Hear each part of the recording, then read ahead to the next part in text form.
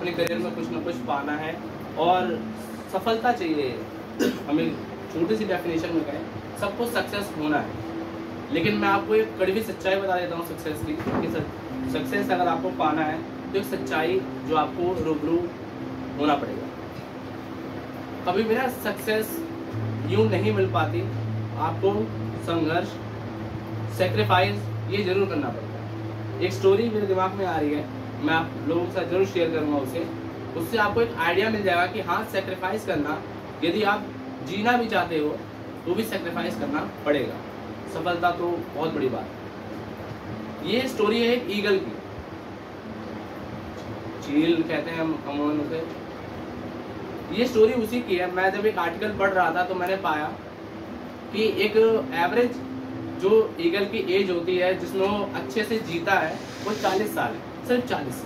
अच्छे से जीने का मतलब है वो बूढ़ा फिर होना शुरू हो जाता है, उसके जो पंख हैं वो भारी होना लग जाते हैं, उसके जो चोंच है वो बेंड हो जाती है, मुड़ जाती है, वो शिकार नहीं कर पाता। और यदि वो शिकार नहीं कर पा रहा है तो अपना पेट कैसे पालेगा? That's why.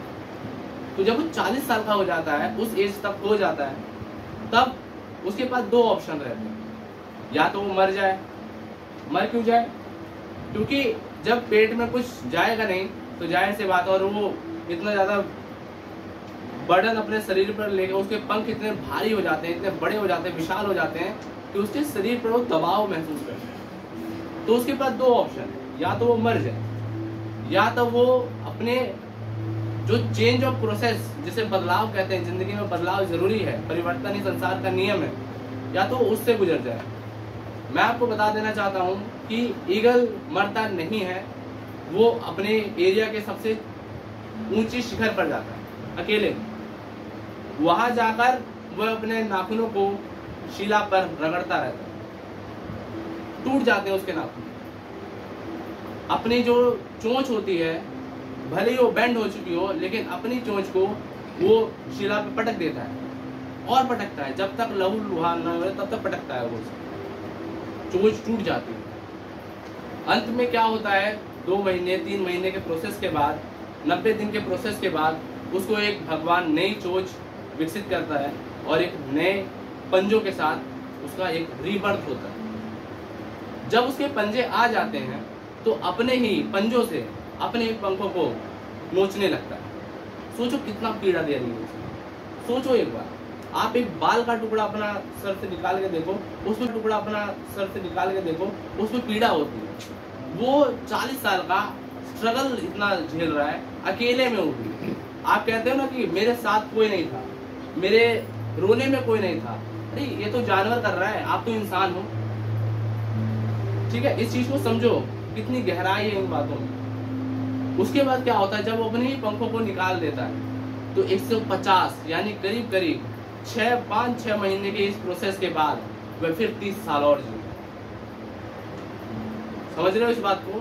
कितना स्ट्रगल उस एक पक्षी ने, जिसके पास हमारे जैसी नॉलेज नहीं है, बुद्धि नहीं है, एवोल्यूशन नहीं है, वो अगर ऐसा स्ट्रगल कर पा रहा है तो हम तो खैर इंसान हैं, हमें भी स्ट्रगल करना होगा अगर आपको सक्सेस पाना है तो। बात करते हैं आज की थोड़ी क्लास की, लीडरशिप क्वालिटी है। तो मैं बता देना चाहता हूँ जैसे लीडरशिप क्या, एक्चुअली लीडर क्या होता है। देखो, लीडरशिप क्वालिटी हमारे अंदर आए, उसका हमारे जीवन में क्या बेनिफिट होगा, मैं 2 एग्जाम्पल की वजह से या 2 छोटे छोटे टिप्स उनकी वजह से बता सकता हूँ। यहाँ पे जितने भी हैं, 2 चीजें सबको करनी है। या तो कोई बिजनेसमैन बनना चाहता है, या तो कोई जॉब करना चाहता है, गवर्नमेंट जॉब करना चाहता है। एक बिजनेसमैन के लिए बॉस, कभी भी याद रखना, बॉस 10% आपको फायदा देगा, बट लीडरशिप क्वालिटी जो होगी, एज अ लीडर अगर आप किसी चीज को लीड करते हो, किसी कंपनी को लीड करते हो, अपनी ही कंपनी को लीड कर रहे हो, तो डेफिनेटली 100% आपको वर्क करेगा। ओके, देन अब बात करते हैं जो गवर्नमेंट जॉब की प्रिपरेशन कर रहे हैं लोग। हमेशा ये बात आपको याद रखनी, गवर्नमेंट जॉब वगैरह में इंटरव्यूज होते हैं, पैनल बैठता है 5-6 लोगों का, उसमें आपसे पूछा जाता है कि मान लीजिए आप अगर इस फील्ड में जाते हो, इस फील्ड में अपना करियर ऐसा, मान लो लेट्स सपोज यूपीएससी का ही ले लेते हैं, कोई आईपीएस बन गया, कोई आईएएस बन गया, उससे पूछा गया कि आप अगर किसी जिले के अधिकारी बनते हो, किस तरीके से आप लीड करोगे, किस तरीके से आप मैनेजमेंट करोगे। तो यही वो क्वालिटी है, यही वो क्वालिटी है जो आपको हेल्प करेगी। लीडरशिप, आपको एक लीडर बनना है, बॉस नहीं। बॉस हमेशा ताना मारता है, लीडर आपको उठाता है ऊपर और साथ में सबके साथ ग्रो करवाता है। ओके, देन एक और चीज, प्रैक्टिस की प्रैक्टिस ऑलवेज। आपको हमेशा याद रखना है, किसी चीज में परफेक्शननेस लानी है, प्लीज प्रैक्टिस करते रहिए, निरंतर प्रैक्टिस करते रहिए। जब तक उस चीज में आप पूरी तरीके से फोकस, पूरी तरीके से वेल ट्रेन नहीं हो जाते, तब तक प्रैक्टिस करिए। एक और स्टोरी है मेरे दिमाग में, उसको भी मैं आपको शेयर करता हूँ। पैब्लो पिकासो को कौन जानता है? किसको सर? Pablo Picasso. ऑलवेज आपको हमेशा याद रखना है, किसी चीज में परफेक्शननेस लानी है, प्लीज प्रैक्टिस करते रहिए, निरंतर प्रैक्टिस करते रहिए। जब तक उस चीज में आप पूरी तरीके से फोकस, पूरी तरीके से वेल ट्रेन नहीं हो जाते, तब तक प्रैक्टिस करिए। एक और स्टोरी है मेरे दिमाग में, उसको भी मैं आपको शेयर करता हूँ। पैब्लो पिकासो को कौन जानता है? किसको सर? पैब्लो पिकासो, कोई जानता है? पहली बार नाम। आप? पेंटर है वो एक बहुत बड़ा पेंटर है। वो एक बहुत बड़ा, कहाँ का है वो? सर वो मैं भूल गई। अच्छा, मैं बता देता, इन्होंने सही बोला, वो बहुत बड़े पेंटर हैं। वो 19वीं सदी, लास्ट 18th सेंचुरी के वो पेंटर हैं, बहुत स्पेन के हैं एक्चुअली। तो एक रेस्टोरेंट में वो बैठे हुए थे, वो कुछ खा पी रहे थे। एक महिला आती है उनके पास, वो कहते हैं, ओ पैब्लो पिकासो, आप वही पेंटर हो ना? उनका हाँ, मैं वही पैब्लो पिकासो हूँ। वो एक 30 सेकेंड उनको देती है कि कुछ बना दीजिए मेरे लिए, कुछ पेंटिंग बना दीजिए। तो 30 सेकेंड के अंदर, मात्र 30 सेकेंड के अंदर, जितने में आप इंट्रोडक्शन देते हो यहाँ पे, एक प्रति पर्सन 30 सेकेंड के अंदर उसने कुछ हाथ से ऐसे बना दिया। और जब पैब्लो पिकासो ने उस महिला को पेंटिंग दी, तो उसने कहा ये इसकी कीमत 30 लाख। महिला को भरोसा नहीं। पैब्लो पिकासो ने कहा इस 30 सेकेंड की पेंटिंग 30 लाख में बिकेगी, आप जाकर किसी भी एग्जीबिशन में देखिए। और ट्रूली वो गई, न्यूज रिपोर्टर सामने थे, उस पेंटिंग को एग्जीबिशन में लगाया गया। वहाँ पैब्लो पिकासो ने साइन किया, नीचे सभी लोग साइन कर देते हैं, जिसकी पेंटिंग है पीछे या नीचे कर देते हैं साइन। उस पेंटिंग की कीमत लिटरली 30 लाख रुपए। महिला घबरा गई, ये क्या हुआ, इतनी 30 सेकंड में 30 लाख, इसका मतलब है 60 सेकंड में 60 लाख। तो वो गई उस पैब्लो पिकासो पेंटर के पास, वो गई मुझे कला सिखा दो, बस कैसे आपने 30 सेकंड के अंदर 30 लाख की पेंटिंग बना दी, कला सिखा दो। तो सुनिए ध्यान से, पैब्लो पिकासो ने क्या कहा, आपके जीवन में बहुत काम आएगा ये बात। उन्होंने कहा इस 30 सेकंड की पेंटिंग को बनाने के लिए मुझे 30 साल मेहनत करनी, 30 साल मैंने प्रैक्टिस की। इसे बोलते हैं निरंतरता, अभ्यास। तो मेरे कहने का वही मतलब था कि जब तक आप अभ्यास नहीं करोगे, जब तक आप निरंतर प्रयास, हाथ पैर नहीं मारोगे, आप नदी में अगर हाथ पैर नहीं मारोगे आप डूब जाओगे। तो ये तो जीवन है, इसमें तो हाथ पैर आपको मारना ही पड़ेगा, डेफिनेटली मारना पड़ेगा। तो एक छोटा सा मेरा, आप कह लो, बूस्ट था आप सबके लिए, स्पीच था, फॉरवर्ड था, जो भी आप कहना चाहो आप कह सकते हो। और अब हम अपनी क्लास के लिए, लीडरशिप क्वालिटी के लिए यहाँ पे आमंत्रित करेंगे हमारे बहुत ही ग्लैमरस सुपरस्टार मनीष सर को। आज की क्लास शुरू करते हैं हम लोग, आज का सेशन शुरू करते हैं हम। और सेशन शुरू करने से पहले आप सबको ये पता होना चाहिए कि आप लोग यहाँ पे उपस्थित क्यों हो, आप यहाँ पे प्रेजेंट हो, आप यहाँ पे टाइम दे रहे हो, अपना वैल्यू, इतना कीमती टाइम दे रहे हो, इन्वेस्ट कर रहे हो के लिए, तो आप क्यों कर रहे हो, यहाँ पे आने का मकसद क्या है। तो ये तथास्तु माइंड पावर एकेडमी आप सभी के लिए लेकर आती है। साल में 2 बार 3 बार ऐसी क्लासें हर बार होती रहती हैं, इनका सेशन चलता है, हमारा सेशन चलता रहता है। इसमें हम जो यूथ है, जो हमारे भारत का यूथ है, उसे मोटिवेट करते हैं, उसको एक दिशा देते हैं, उसको एक रास्ता देते हैं कि वो अपनी लाइफ में ग्रोथ कर सके, आगे बढ़ सके। और किस तरीके से जब एक कच्चा सोना होता है तो उसे पिघलाया, उसे वो तपाया जाता है, उसे पीटा जाता है, तब वो निखर के आता है।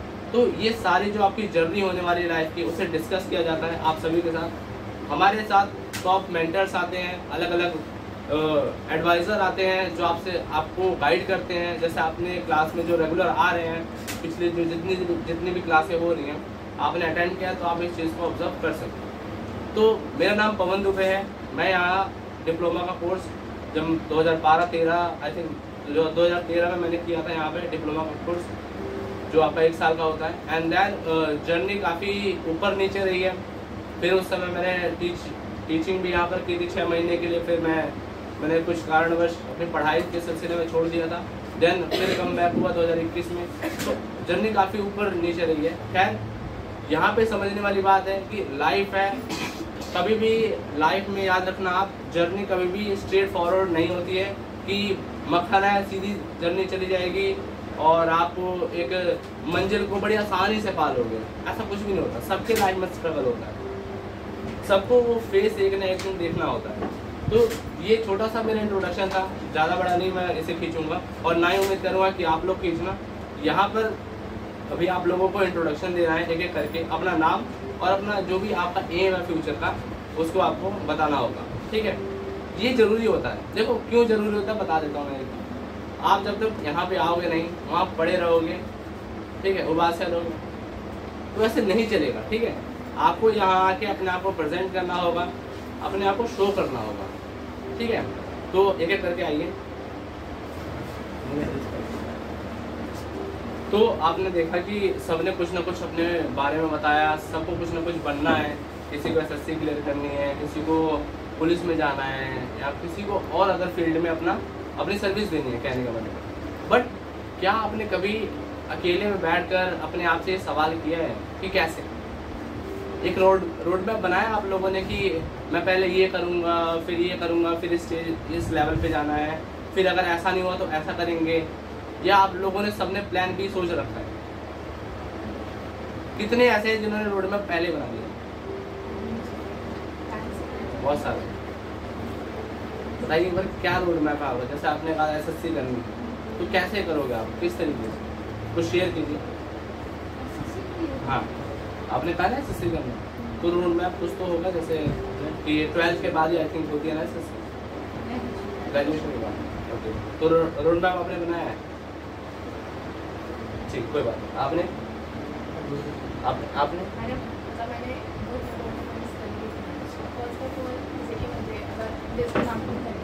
तो वो तो अभी से प्रैक्टिस तो करती हूँ। तो कॉलेज करना है या कॉलेज जैसे कि सोच से करना है, जिसमें मैं पार्ट टाइम जॉब वगैरह करूँगी और जो कॉलेज चलता रहेगा वो तो चलेगा ही। पार्ट टाइम जो मैं और ज़्यादा न्यू स्किल्स सीखूँगी। दैन मैंने सोचा है कि कोई अच्छी सी कंपनी में उस चीज़ को प्रमोट करूँगी। दैन जब मैं कर लूँगी 1-2 साल का एक्सपीरियंस ले लूँगी, दैन मैं अपना स्टार्ट करूँगा।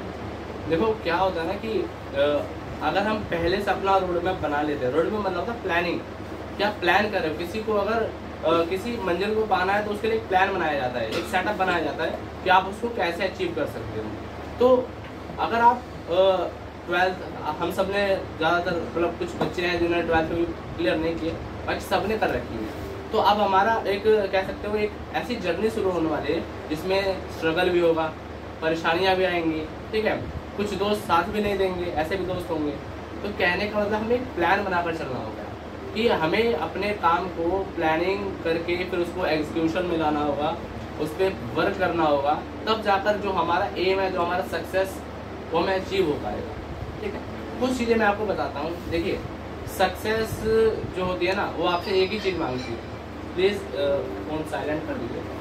सक्सेस आपसे सिर्फ एक ही चीज़ मांगती है, वो है कंसिस्टेंसी, उसके अलावा कुछ भी नहीं। यदि आप कंसिस्टेंस हो, मतलब लगातार प्रयास कर रहे हो, निरंतर प्रयास कर रहे हो, ठीक है, तो आप कहीं ना कहीं उस चीज़ को पालोगे 100%। एक एग्जांपल से इसे समझाता हूँ मैं आपको। जैसे मान लो कई बच्चे एक हफ्ते में पूरा एक हफ्ते का शेड्यूल लिया उन्होंने, और एक दिन उन्होंने 2 घंटे 10 घंटे मान लेते पढ़ाई कर, ठीक है, एक हफ्ते के अंदर। महीने में कितने हफ्ते होते हैं? 4। तो मतलब महीने में कितने की, अगर एक हफ्ते का 10 घंटे मानते हैं हम लोग, तो महीने का उन्होंने कर दिया 4 के हिसाब से 40 घंटे उन्होंने पढ़ लिया। क्या हो अगर मैं आपसे कहूँ कि अगर आप एक हफ्ते को छोड़िए, एक दिन के अंदर हमारे पास 24 घंटे होते हैं, ठीक है, 2-2 घंटे करके आप हर दिन पढ़िए, 2-2 घंटे से बहुत मामूली टाइम है। इतना तो हम इंस्टाग्राम पे रील करने में गुजार देते हैं, मानते हो आप ये सब? तो 2 घंटे अगर आप अपनी पढ़ाई को देते हो, महीने में कितने हो गए? 60 घंटे। तो यही फर्क होता है। आप निरंतर कोई चीज करो, आपको रिजल्ट 200% मिलेगा, डेफिनेटली मिलेगा। इसको समझना है, यही सक्सेस डिमांड करती है और कुछ नहीं। और ऐसा बिल्कुल भी नहीं है कि आप सिर्फ पढ़ाई के जरिए ही सक्सेस हो सकते हो।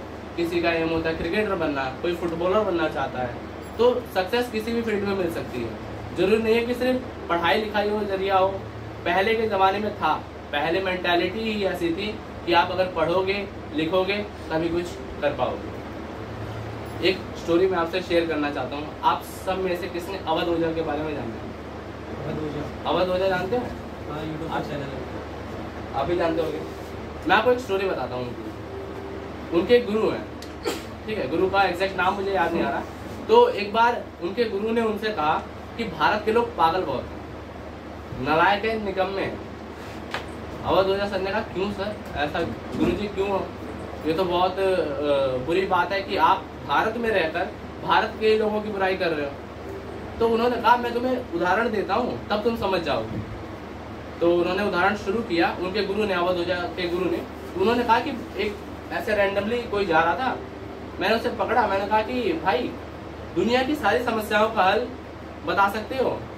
तो कहने लग गया मैंने ठेका ले रखा है, भारत के लोग हैं तो ये तो बोलेंगे ही, इतनी तो एग्रेसिव होते हैं। तो उन्होंने कहा अवध ओझा के गुरु ने कि मैं जानता हूँ, मैं आपको बता सकता हूँ, एक काम करो, भारत के जितने भी लोग हैं सबको जेल में डाल दो, सबको जेल में भर दो और उसके साथ एक गधा भी भर दो। अब वो हंसने लग गए।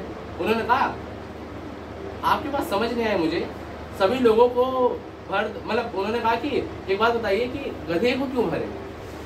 तो अवध ओझा के गुरु ने कहा अवध ओझा से, देखा मैंने कहा था ना भारत के लोग पागल होते हैं, उसे अपने परिवार की चिंता नहीं है, उसे गधे की चिंता है कि गधे को क्यों डाल दिया उसमें।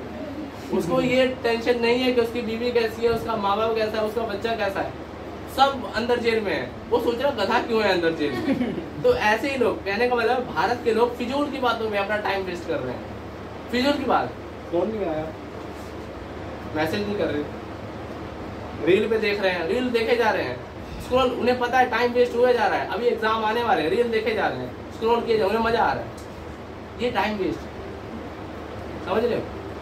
जिस दिन आपके पास सक्सेस आ गई, जिस दिन आपके पास पैसा आ गया, ऐसे 1000 रील देखो बैठ के ना, कौन मना करता? कुछ बन जाओ पहले। यहाँ पे 65% यूथ है भारत के अंदर, और आप सबको कितने को पता है कि अभी हमारी इकोनॉमी कितनी है? कुछ अपडेट रहते हो? इकोनॉमी कितनी है हमारी, जीडीपी? कॉमर्स वाली कितने पहले बताओ?